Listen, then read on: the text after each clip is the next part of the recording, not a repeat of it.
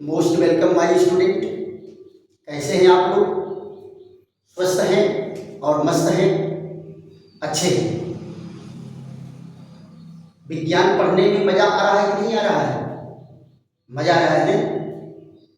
देखो बेटा, आप लोगों के लिए मैं रोज बेहतरीन और अच्छा से अच्छा वीडियो लेकर के आ रहा हूँ और आप लोग मेहनत करके पढ़िए।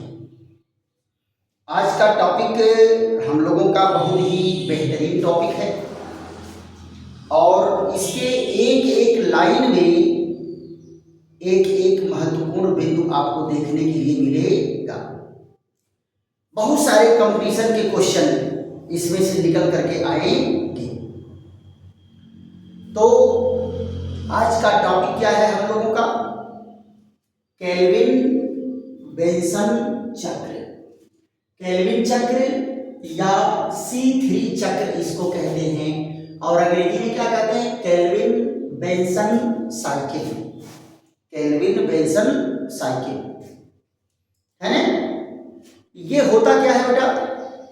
ये अप्रकाशिक अभिक्रिया का एक भाग है, केल्विन बेंसन साइकिल। अब केल्विन बेंसन साइकिल को कितने नामों में जाना जाता है, एक एक पॉइंट करके हमें जानने की जरूरत है। जरा देख लो, ये पहला इसमें क्या कहते हैं बेटा? इसको कहते हैं डार्क रिएक्ट अभिक्रिया। क्या कहते हैं? डार्क अभिक्रिया। देखो बेटा, डार्क अभिक्रिया का मतलब ये नहीं है कि ये अभिक्रिया अंधेरे में होती है। डार्क अभिक्रिया का मतलब ये होता है कि इसके लिए प्रकाश की जरूरत नहीं होती, यानी ये प्रकाश से क्या होता है? इंडिपेंडेंट होता है। प्रकाश से इसका कोई लेना देना नहीं है, यानी ये क्या कहलाती है? अप्रकाशिक अभिक्रिया। अप्रकाशिक अभिक्रिया यानी प्रकाश से इसका कोई लेना देना नहीं है। तो डार्क अभिक्रिया भी कहते हैं, अप्रकाशिक अभिक्रिया भी कहते हैं। यानी ये प्रोसेस क्या होता है? Light independent. लाइट इंडिपेंडेंट होता है, प्रकाश से इसका कोई लेना देना नहीं है। अब आप जरा देखो, अगर प्रकाश से लेना देना नहीं है तो ये किसके ऊपर निर्भर करता है ना? तो किसके ऊपर निर्भर करता है? प्रकाश अभिक्रिया के उत्पादों पर। किसके ऊपर निर्भर करता है? प्रकाश अभिक्रिया के उत्पादों पर निर्भर करता है। तो प्रकाश अभिक्रिया के उत्पाद क्या होते हैं बेटा? प्रकाश अभिक्रिया के उत्पाद है ATP और NADPH2। ये किसके ऊपर निर्भर करेगा बेटा? ये प्रकाश अभिक्रिया में उत्पन्न होने वाले जो उत्पाद हैं, ये उनके ऊपर निर्भर करता है। यानी प्रकाश अभिक्रिया में जो उत्पाद बने हैं उनको लेकर के, उनका उपयोग करके ये अभिक्रिया को आगे बढ़ाता है। देखो बेटा, इसकी खोज कौन किया था? इनकी खोज किए थे कौन? ब्लैकमैन। इसलिए इसको जो है ब्लैकमैन अभिक्रिया भी कहते हैं। ब्लैकमैन अभिक्रिया भी कहते हैं, ब्लैकमैन रिएक्शन भी इसको कहते हैं। और केल्विन और बेंसन नामक वैज्ञानिक ने इसकी खोज किया था, इसलिए इसको क्या कहते हैं? Kelvin and Benson. Kelvin and Benson cycle कहते हैं। केल्विन और बेंसन साइकिल कहते हैं। देखो बेटा, इसको C3 क्यों कहा गया? क्योंकि इस चक्र में पहला अस्थाई यौगिक कितने कार्बन का बनता है? 3 कार्बन का। तो यहां देखिए इसका पहला अस्थाई यौगिक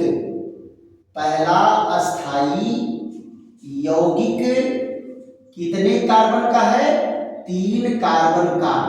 पहला अस्थाई यौगिक कितने कार्बन का है? 3 कार्बन का। इसलिए इसको क्या कहते हैं? C3 चक्र भी कहते हैं। क्या कहते हैं? C3 चक्र भी कहते हैं। अब आप जरा देखो बेटा, ये सारी की सारी अभिक्रियाएं हैं क्या? ये सारी की सारी अभिक्रियाएं जैव संश्लेषण की अभिक्रिया है। कौन सी अभिक्रिया है? जैव संश्लेषण। जैव संश्लेषण का मतलब क्या होता है? जैव भार बढ़ेगा। जैव संश्लेषण में क्या बढ़ेगा? जैव भार बढ़ेगा। यानी यहां पर क्या होता है? ये देखो, कार्बन डाइऑक्साइड को यहां यूज करता है। कार्बन डाइऑक्साइड को यूज करता है किसकी प्रेजेंस में? ATP और NADPH2 के साथ। तो क्या बनाता है? C6H12O6। क्या बनाया बेटा? ये देखो यहां पर क्या किया? कार्बन का उपयोग करके ये ग्लूकोज का निर्माण किया और ग्लूकोज से ही क्या बनता है? स्टार्च। ग्लूकोज से क्या बनता है? स्टार्च। और क्या बनता है? सेलुलोज। और क्या बनता है? सेलुलोज बनता है। और सेलुलोज से ही क्या बनता है बेटा? वुड। क्या बनता है? वुड। तो आप जरा बताओ, जैसे जैसे वुड बनता जाएगा पौधे का भार बढ़ता जाएगा कि नहीं बढ़ता जाएगा?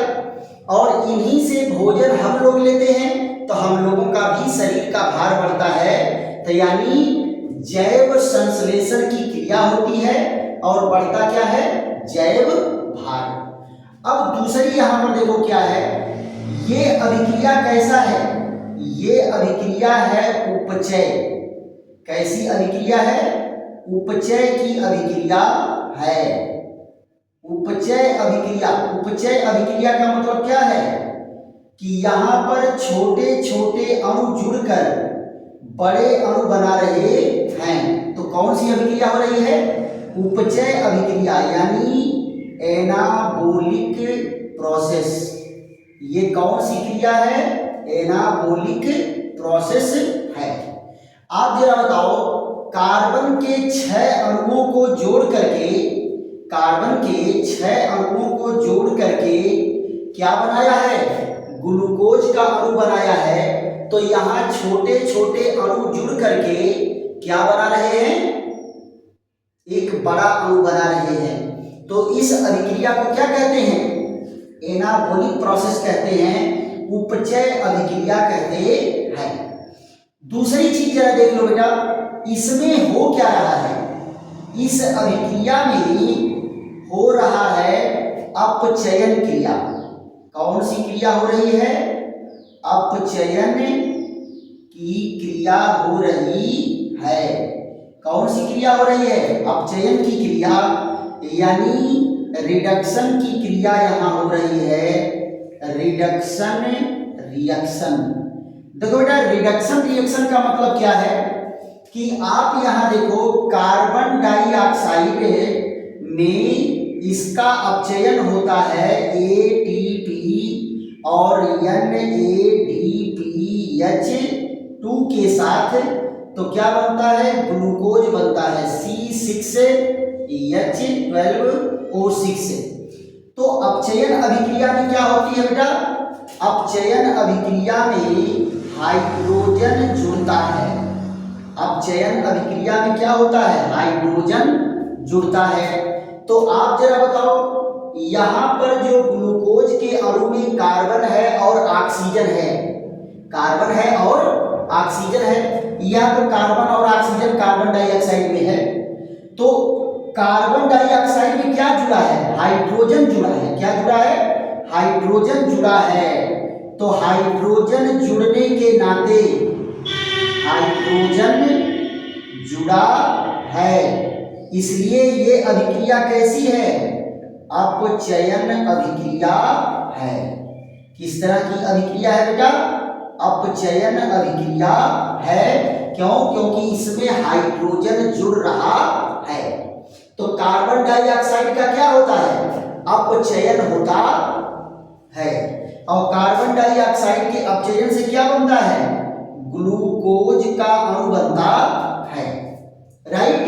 तो यहां जरा देखो, इसके कितने नाम हो गए? डार्क अभिक्रिया, अप्रकाशिक अभिक्रिया, और क्या है? ब्लैकमैन अभिक्रिया, केल्विन बेंसल अभिक्रिया, और जैव संश्लेषण अभिक्रिया, और क्या होती है? अपचयन अभिक्रिया।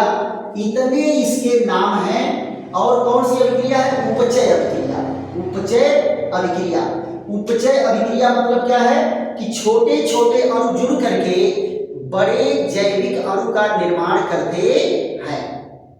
बड़े जैविक अणु का निर्माण करते हैं। अब बात ये आ जाती है कि केल्विन बेंसन चक्र में कौन कौन सी क्रियाएं संपन्न होती हैं? कौन कौन सी क्रियाएं संपन्न होती हैं? तो ये जो भी बेटा लाइन है, ये सारी लाइनें क्या है? इंपॉर्टेंट लाइन है। राइट?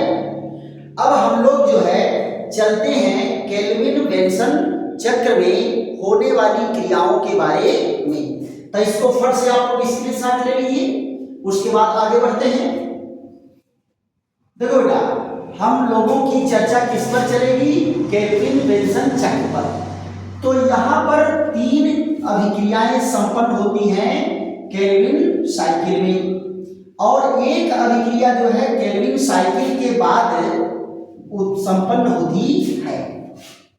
आप जरा बताओ, एक चीज और इसमें ध्यान देने वाली बात है कि जो केल्विन साइकिल का अंतिम उत्पाद है, केल्विन साइकिल का अंतिम उत्पाद क्या होता है? अंतिम उत्पाद ग्लूकोज नहीं होता। ग्लूकोज तो वो बाद में बनाता है। अंतिम उत्पाद क्या होता है? जरा देखो, यहां देखिए, ये क्या है? केल्विन चक्र। केल्विन चक्र का अंतिम उत्पाद, अंतिम उत्पाद, केल्विन चक्र का अंतिम उत्पाद क्या होता है? यहां देखो, अंतिम उत्पाद है फास्फो ग्लिसरैल्डिहाइड।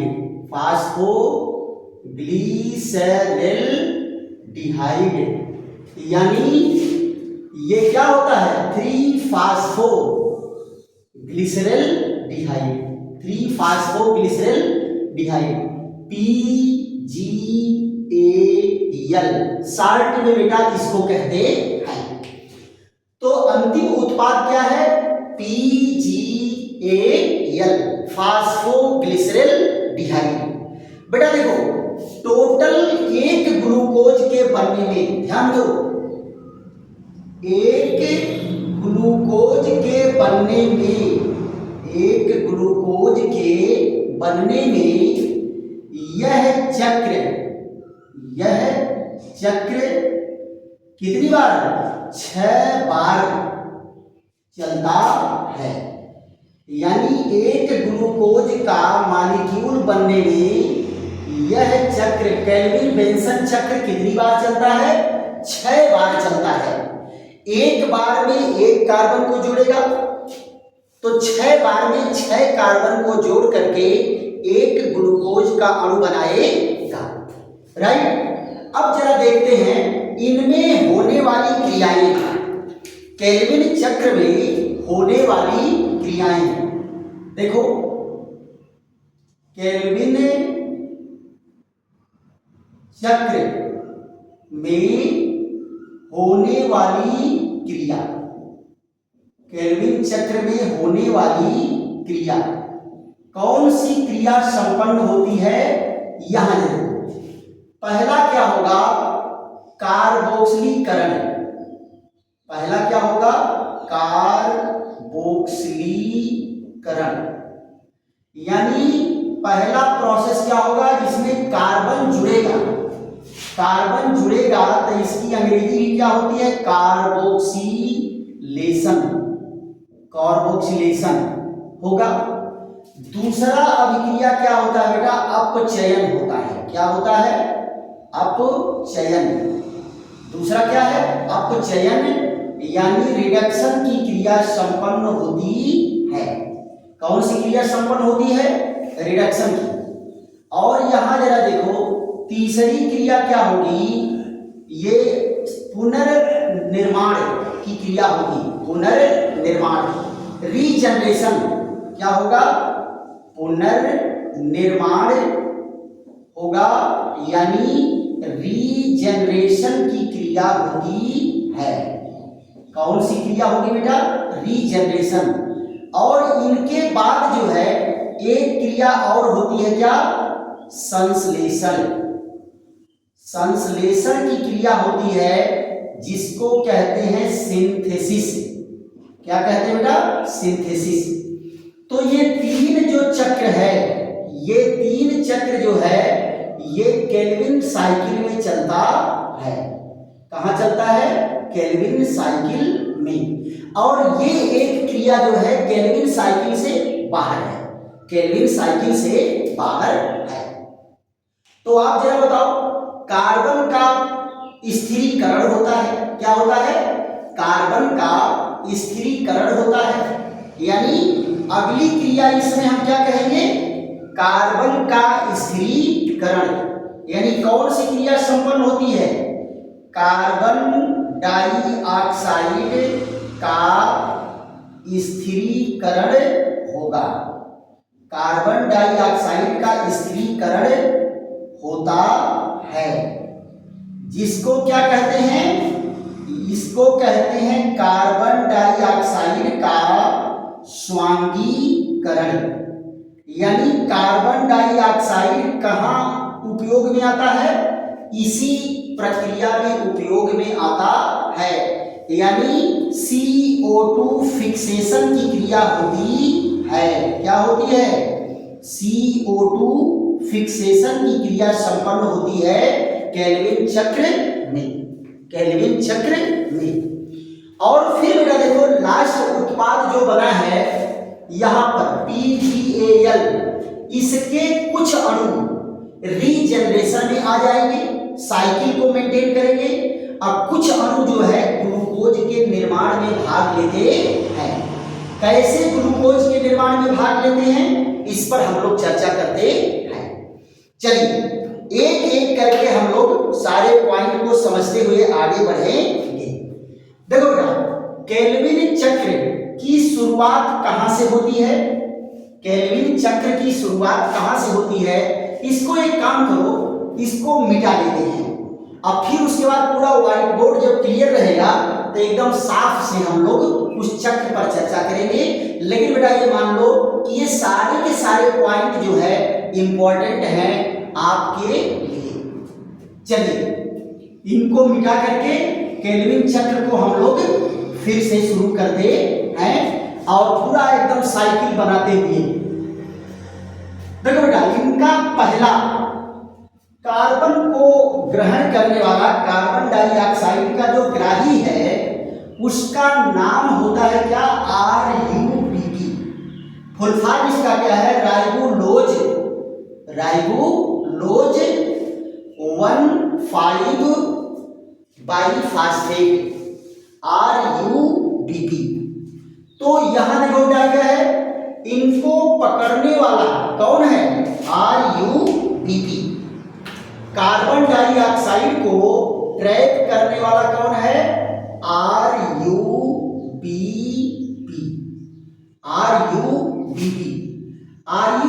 कितना होता है बेटा, RUBP होता है 5 कार्बन का, 5 कार्बन का। और ये क्या है, ये है CO2 ग्राही। यही जो है कार्बन डाइऑक्साइड को ग्रहण करता है। आप जरा देखो बेटा, ये कार्बन डाइऑक्साइड कहां से ग्रहण किया, वातावरण से। कहां से ग्रहण किया? वातावरण से।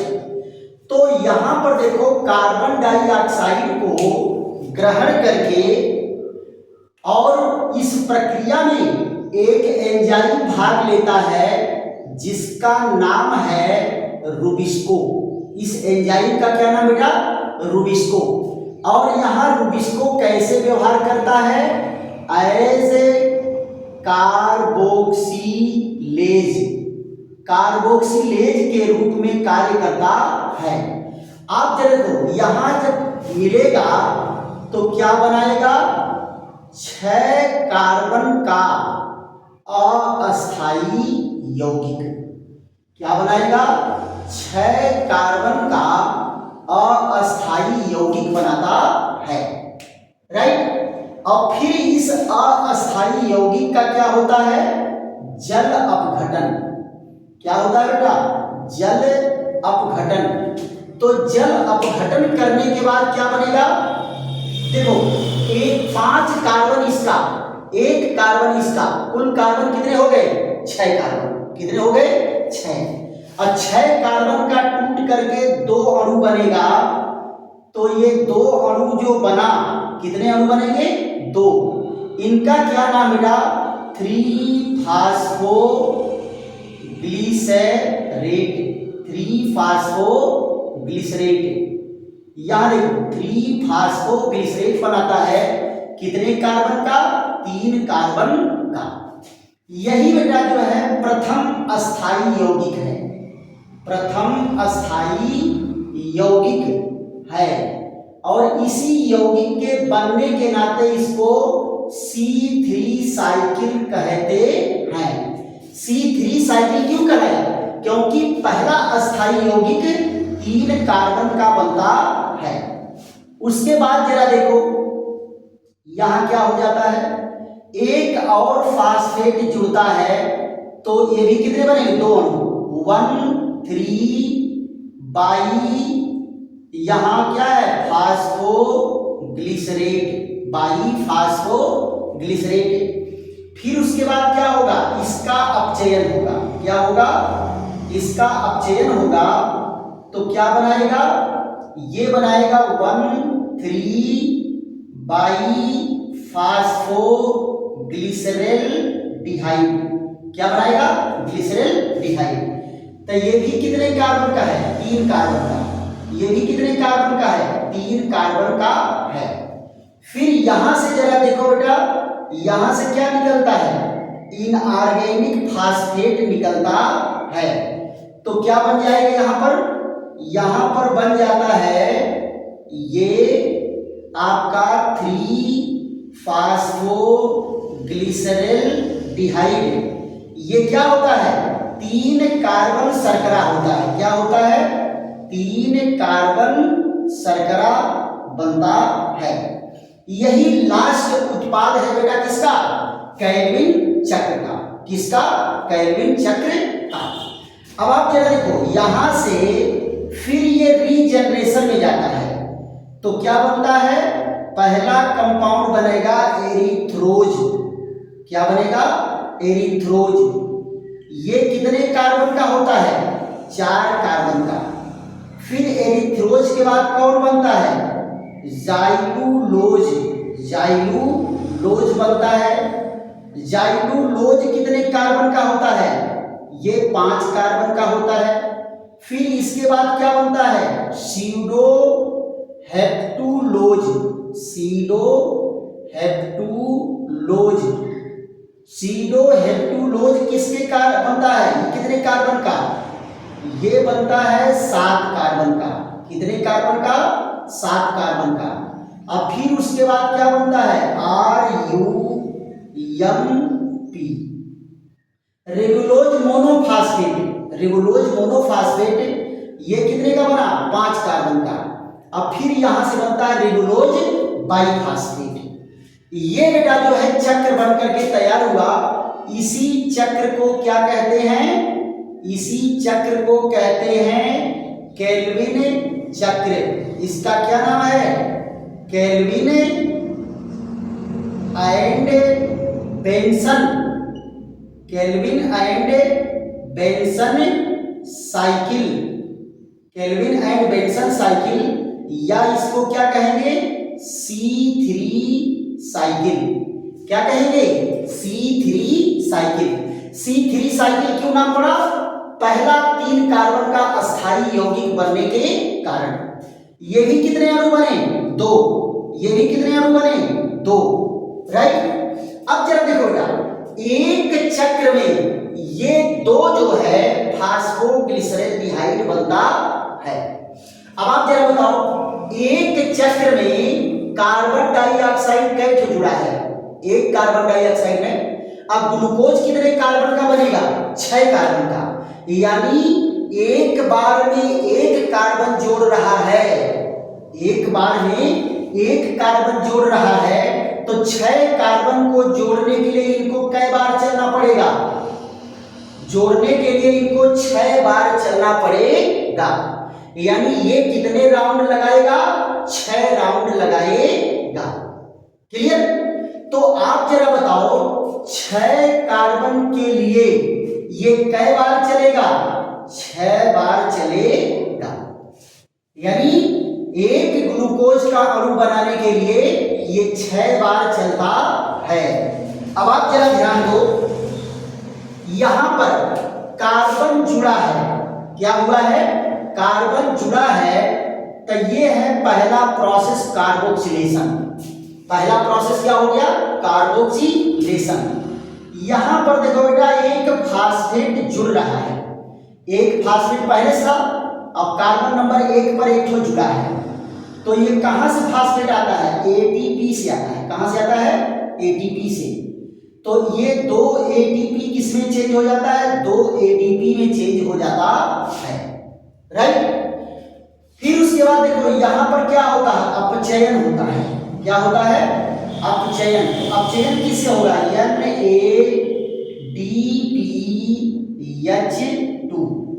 से हाइड्रोजन लेकर के क्या है, ये अपचयित हो जाता है, तो फाइनल क्या बनाता है, NADP पॉजिटिव। यहां कै को यूज हुआ, 2, ये भी बना कितना, 2, राइट। तो आप जरा बताओ, पहला प्रोसेस क्या है, कार्बोक्सिलेशन है, और ये कौन सा है, दूसरा प्रोसेस है जो आपको मैं बताया था, अपचयन। क्या बताया था, अपचयन। और यहां से देखो, ये कौन सा प्रोसेस है, ये तीसरा प्रोसेस है, रीजनरेशन। यानी यहां से लेकर के यहां तक जो प्रोसेस चल रहा है, ये प्रोसेस क्या है, रीजनरेशन है। क्या है, रीजनरेशन की प्रक्रिया हो रही है। यहां से यहां तक कौन है, पहली प्रक्रिया क्या हुई, कार्बोक्सिलीकरण हुआ, कार्बन जुड़ा। दूसरा क्या है, अपचयन हुआ, और तीसरा क्या है, रीजनरेशन हुआ। यही 3 मुख्य क्रियाएं क्रेब्स साइकिल में संपन्न होती हैं। जरा बेटा ध्यान दो, आप यहां ध्यान देने की बात क्या है कि एक ग्लूकोज का अणु बनाने में, एक ग्लूकोज का अणु बनाने में ये केल्विन चक्र कितनी बार चला है, 6 बार चला है। कितनी बार चला है, 6 बार चला है। आप जरा बताओ, एक बार में ये 2 बन रहा है, ये 2 बन रहा है, ये 2 बन रहा है, यहाँ 2 यूज हो रहा है, यहाँ 2 यूज हो रहा है, तो 6 बार के चलने में क्या होगा, 6 बार के चलने में ये 12 हो जाएंगे। कितना हो जाएगा, 12 हो जाएगा। और ये भी कितना यूज होगा, 12 यूज होते हैं। कितने यूज होंगे, 12, राइट। तो आप जरा बताओ, 12 एटीपी यूज हो रहा है 6 चक्र में, 12 NADP यूज हो रहा है कहां, 6 चक्र में, और 12 अणु जो है 3PgAl बन रहा है, 3 फास्फोग्लिसरैल्डिहाइड कितना बन रहा है, 12 अणु बन रहे हैं। तो ये टोटल अणु कितने बने, 12 अणु बना। कितना बना, 12 अणु। इसमें से 10 अणु कहां चले जाते हैं, 10 अणु चले जाएंगे रीजनरेशन में, और 2 अणु कहां चलाएगा, यहां चलाएगा 2 अणु। 2 अणु कहां आ गए, यहां, किसमें, सिंथेसिस में। किसमें आ गया, सिंथेसिस में। अब देखो बेटा, दो अणु में से क्या होगा, जरा ध्यान दो, इसके दो अणु भाग लेते हैं, दो अणु भाग लेंगे तो क्या बना, एक अणु तो फास्फोग्लिसरैल्डिहाइड है, लेकिन दूसरा अणु क्या होता है, इसका समावयवी हो जाता है डाईहाइड्रॉक्सी एसीटोन फास्फेट में। ये भी कितने का है, 3 कार्बन का, ये भी कितने का है, 3 कार्बन का है। और फिर ये दोनों जुड़ करके क्या बनाते हैं, जरा यहां देखो, फिर ये दोनों जुड़ करके बना देंगे, यहां देखो, ये बना देगा फ्रक्टोज, फ्रक्टोज 1,6 बाईफास्फेट। और फ्रक्टोज 1,6 बाईफास्फेट से एक अकार्बनिक फास्फेट निकलता है, तो क्या बना देता है, जरा यहां देखो, ये बना देता है, ये बनाएगा फ्रक्टोज 6 फास्फेट, फ्रक्टोज 6 फास्फेट। फिर इसका क्या होता है, समावयवीकरण होगा, क्या होगा, समावयवीकरण होगा। तो क्या करेंगे, ग्लूकोज और फ्रक्टोज दोनों क्या है बेटा, आइसोमर हैं, दोनों क्या है, एक दूसरे के आइसोमर हैं, तो ये क्या बनाएगा, ग्लूकोज 6 फास्फेट। और यहां से बेटा देखो, एक ग्लूकोज का अणु, एक फास्फेट रिलीज होगा फास्फोरिक अम्ल के रूप में, और फाइनली क्या बन जाएगा, फाइनली बन जाएगा ग्लूकोज, फाइनली क्या बन जाएगा, ग्लूकोज। अब जरा ध्यान दो बेटा, जो फाइनल में ग्लूकोज बना है, यानी C6H12O6, इसके क्या करेंगे, कुछ अणु जुड़ करके बना लेते हैं स्टार्च, क्या बना लेते हैं, स्टार्च। और स्टार्च क्या है, स्टोर फूड ऑफ प्लांट, ये क्या है, प्लांट का स्टोर फूड है, स्टोर फूड। और कुछ जो है क्या बना लेगा, सेलुलोज, क्या बना लेगा, सेलुलोज। और सेलुलोज जुड़ करके क्या बनाएंगे, सेल वॉल, क्या बनाएगा, सेल वॉल। और सेल वॉल से क्या बनेगा, वुड, क्या बनेगा, वुड, है ना। तो आप जरा बताओ, कार्बन जुड़ करके क्या बनाया, ग्लूकोज बनाया, और ग्लूकोज से इन सारी चीजों का निर्माण हुआ। तो जरा बताओ, जैव संश्लेषण है कि नहीं है, क्या है, जैव संश्लेषण की क्रिया है। अब आप जरा बताओ, यहां पर एक चीज है कि मोनोफास्फेट से डाईफास्फेट बनने के लिए भी क्या यूज होगा, एटीपी, कितने एटीपी, एक एटीपी। और यहां से क्या बनेगा, एडीपी। अब बताओ बेटा, एक चक्र में एक एटीपी लगा तो 6 चक्र में कितने एटीपी यूज होंगे, 6 एटीपी यूज होगा। क्लियर। ये है बेटा आपका केल्विन चक्र। केल्विन चक्र में 3 प्रक्रिया हो रही है। पहला क्या है, कार्बोक्सिलेशन, दूसरा क्या है, अपचयन, तीसरा क्या है, रीजनरेशन। और ये अभिक्रिया जो है, चौथी अभिक्रिया है, इसको क्या कहते हैं, सिंथेसिस अभिक्रिया कहते हैं, निर्माण कहते हैं। तो आप जरा बताओ, केल्विन चक्र का अंतिम उत्पाद क्या है, केल्विन चक्र का अंतिम उत्पाद ये है, केल्विन चक्र का अंतिम उत्पाद क्या है, ये है 3 कार्बन का 3 फास्फोग्लिसरैल्डिहाइड बनता है। क्लियर। अब यहां जरा देखो, टोटल एटीपी, इसमें जो है total ATP use, total ATP कितना यूज हुआ, देखो 12 एटीपी वहां है, यूज हो रहा है 12 एटीपी, और 6 एटीपी यहां यूज हो रहा है, 12 वहां 6 यहां, तो जुड़ के कितना हो गया, 18 एटीपी। यानी एक ग्लूकोज के अणु के बनने में 18 एटीपी भाग लेता है। यहां देखिए, ये क्या है, टोटल यूज NADPH पॉजिटिव। कितने NADPH पॉजिटिव बने? कितना यूज हुआ? यहां देखो 12। एक अणु ग्लूकोज के बनने में 12 अणु NADPH2 का प्रयोग होता है। क्लियर? तो ये चीजें जो है आपको याद रखना है कि एक ग्लूकोज के बनने में 18 अणु एटीपी और 12 अणु NADPH2 यूज होता है। आप जरा बताओ, यही दोनों लोग तो प्रकाश अभिक्रिया के उत्पाद हैं कि नहीं है? ये दोनों कौन हैं? प्रकाश अभिक्रिया के उत्पाद। किसके हैं?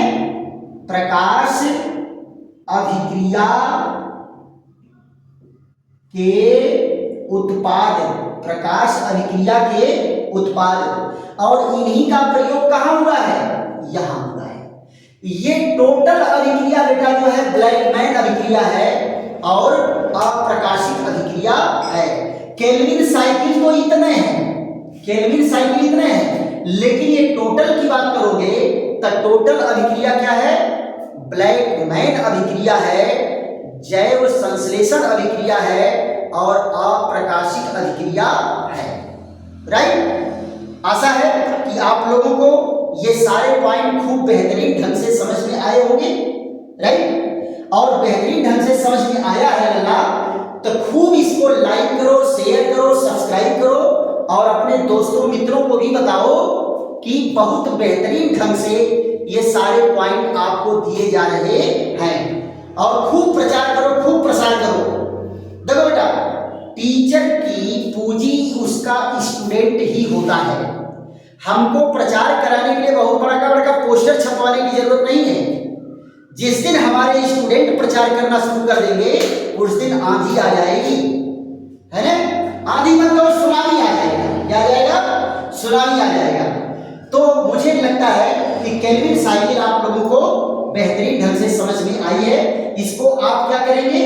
2 बार, 3 बार, 4 बार देखेंगे और खूब बढ़िया कॉपी पर इनको नोट करते हुए जाएं और इनमें से बहुत सारे कंपटीशन के क्वेश्चन आपके बनेंगे। चलिए फिर मिलते हैं ऐसे ही एक बेहतरीन वीडियो के साथ। थैंक यू, धन्यवाद।